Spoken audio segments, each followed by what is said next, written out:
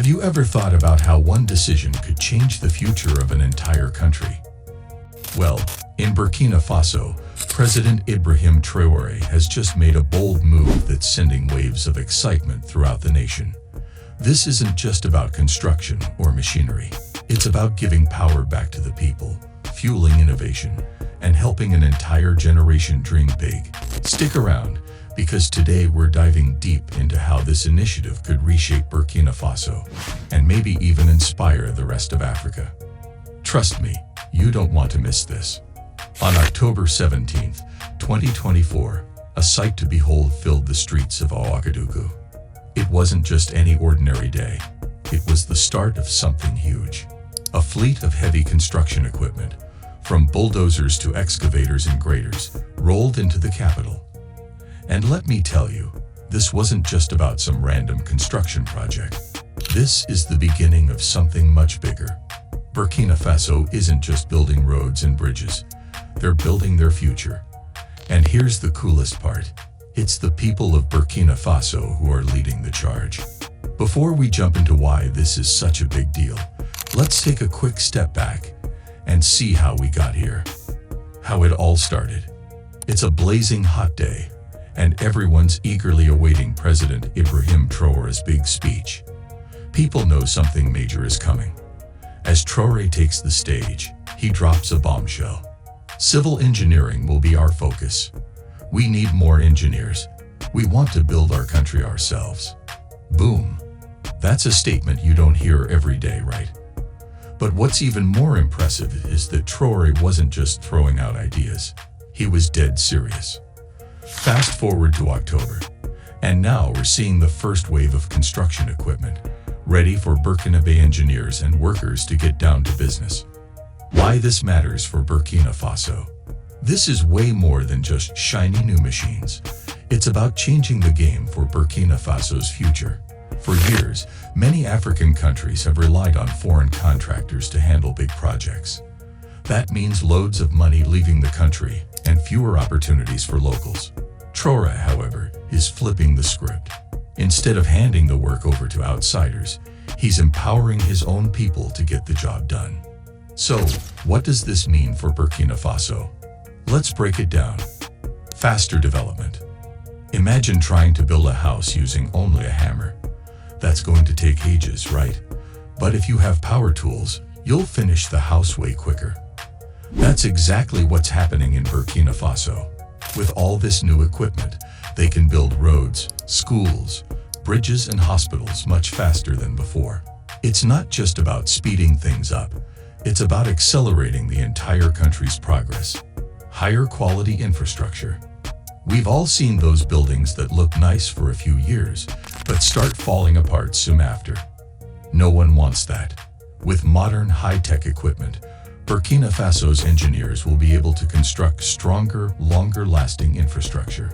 This means roads that can withstand the rainy season and buildings that stand the test of time. It's not just about building fast. It's about building things that will last for generations. Improved safety. Let's be honest. Construction work can be dangerous, especially if you don't have the right tools. But with this advanced equipment, the work gets done not only faster, but also a lot safer. Fewer accidents mean more focus on doing quality work and keeping people safe.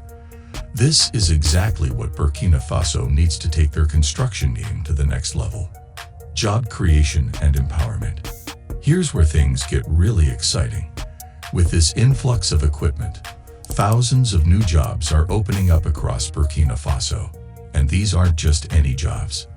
These are opportunities for people to get trained, lead construction projects, and help shape the future of their country. Can you imagine the pride that comes from building something that will benefit generations to come? This is empowerment on a whole new level. Learning from Rwanda's success. Do you remember Rwanda in the early 2000s? After the tragic events of the 1990s, Rwanda needed to rebuild, but they didn't have enough skilled workers to do it. Instead of relying on foreign help forever, they invested in local talent. Fast forward to today, and Rwanda is one of Africa's fastest-growing economies. Their capital, Kigali, is now a tech and innovation hub. Why does this matter for Burkina Faso? Well, Traore's investment in local talent and infrastructure could have the same transformative effect on his country that those early investments had on Rwanda. This is just the beginning of what could be a massive shift for Burkina Faso.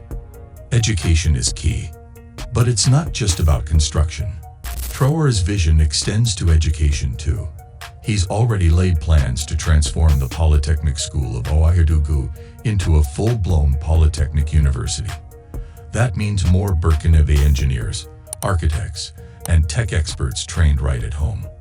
The more young people who get into fields like engineering and technology, the faster Burkina Faso can build itself up from within. Education is the foundation of everything. The more skilled workers a country has, the more self-reliant it can become. And for Burkina Faso, that's the ultimate goal: boosting the economy. This initiative isn't just about development, it's about boosting the entire economy. When Burkina Faso relies less on foreign contractors, more money stays within the country. And when that money circulates through the local economy, it creates a ripple effect. More jobs, more businesses, and more opportunities for everyone.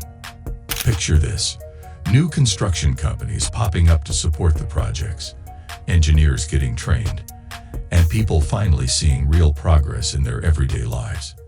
This isn't just a short-term win.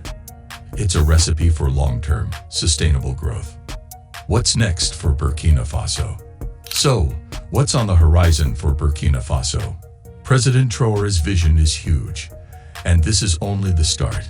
His ultimate goal is to make Burkina Faso self-sufficient, so the country won't have to rely on foreign aid or contractors to continue growing. Burkina Faso will be standing tall, with its own people leading the charge. This isn't just about roads and buildings. This movement will lead to more schools, hospitals, and homes, completely transforming life for Burkinabe citizens. It's a vision that could turn Burkina Faso into a place where young people can dream big and actually have the tools to turn those dreams into reality.